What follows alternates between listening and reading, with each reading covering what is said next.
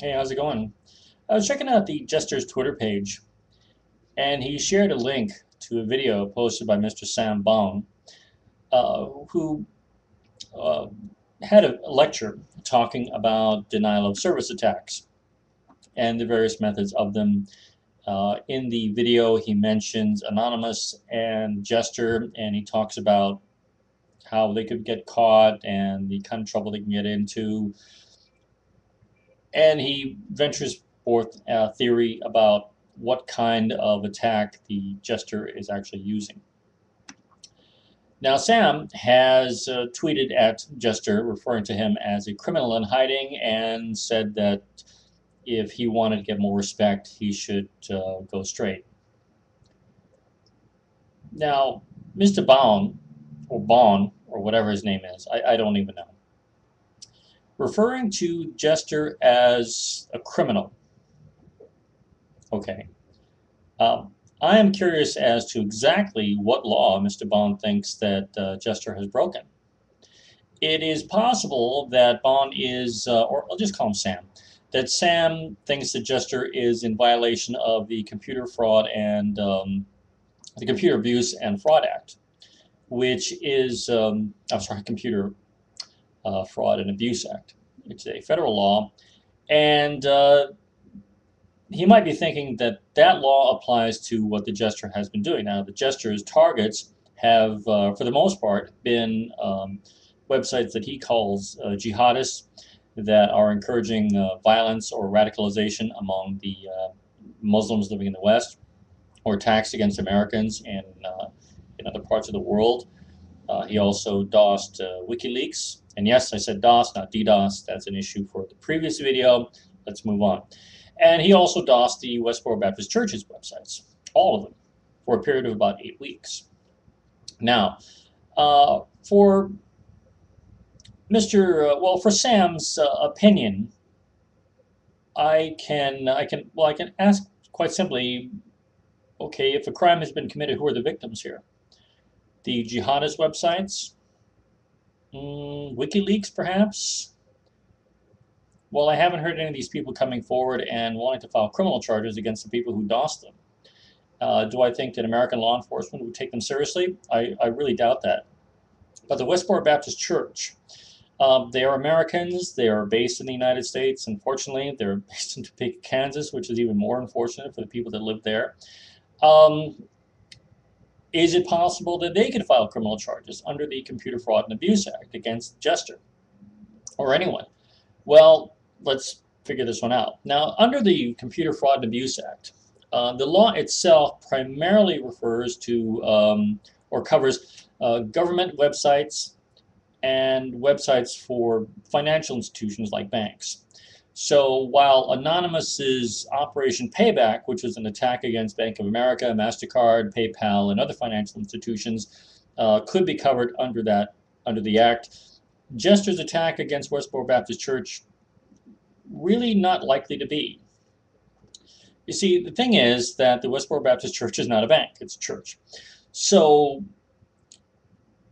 could some sort of damage against the church be covered under the act? Well, yeah, you would have to prove that the church suffered financial damages in excess of $5,000.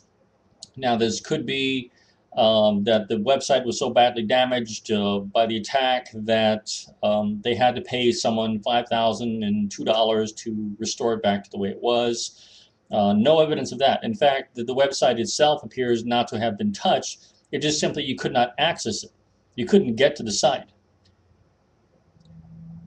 There was no damage to the website at all, and he just simply turned the DOS off, and you were able to get back to the site without any problems. Uh, did the Westboro Baptist Church pay anyone any money to shore up the defenses for the website so that future attacks would not happen? No, not that I'm aware of. In fact, throughout the whole thing, the Westboro Baptist Church, through their official mouthpieces on Twitter, denied any attack was taking place. In fact, they said themselves that they had taken it offline, all the websites offline, all at the same time for 8 weeks in order to perform some sort of upgrade. Um, so, all the websites are maintained by volunteers. These people are not getting paid, so the Westboro Baptist Church, in short, lost no money. They support themselves through the money earned from lawsuits as well as the members of its congregation. So they lost no money. Did anyone get so frustrated with the DOS attack that they had a heart attack and died, or was anyone denied medical care? Did anyone suffer any sort of physical harm as a result of the DOS? No. Again, you would have to find some actual harm being inflicted upon someone, either physically or financially. Now, did the jester benefit? Now, this would also be covered under the act. Did the jester benefit in any way from the attack? Did anyone give him money and say, here, go DOS the Westboro Baptist Church? No evidence of that at all. In fact, the jester's apparent motivation is out of a sense of patriotism and outrage over the Westboro Baptist Church picketing funerals of American service members who were killed in Iraq or Afghanistan. So his own personal sense of outrage is what led him to do the DOS attack, as well as to DOS WikiLeaks and the jihadist website. So there's no financial benefit for him to DOS these websites. Did he actually get into the site itself, any of the sites at all, to acquire personal or sensitive information, passwords, social security numbers? No evidence of that at all. In fact, the only thing that he did was prevent access to the site. The websites themselves apparently were not touched. It just, you couldn't get to them. So Mr. Bond, or Sam, as we'll like to call him now, please tell me what law he broke by DOSing Westboro Baptist Church, WikiLeaks, or any of the other sites that he has launched these attacks against. Because you're alleging that he is a criminal. Now, saying that he's a criminal in hiding, well, yeah, you DOS a jihadist website, and if they find out who you are, then they could certainly have strong motivation to come and get you and do you some harm. But to refer to him as a criminal without specifying the law that he broke, this isn't like Anonymous with Operation Payback, where there was actual financial institutions being attacked, which is in fact covered under the law. Anonymous has not been so stupid as to attack a government website, but when they went after a banking website, they directly went against this Computer Fraud and Abuse Act. Jester has done no such thing. So is it possible that that Jester could find himself on the receiving end of a civil or criminal investigation? Really, no. No one has come forward and said, went to the FBI office anywhere that I'm aware of and said, we want to file criminal charges against this guy. Certainly Westboro Baptist Church denying it ever happened is certainly not a means to further any sort of criminal investigation. So to have a crime, you need to have a victim, either a person or a business or some other sort of entity that would have been victimized by this attack launched by him. None has been forthcoming.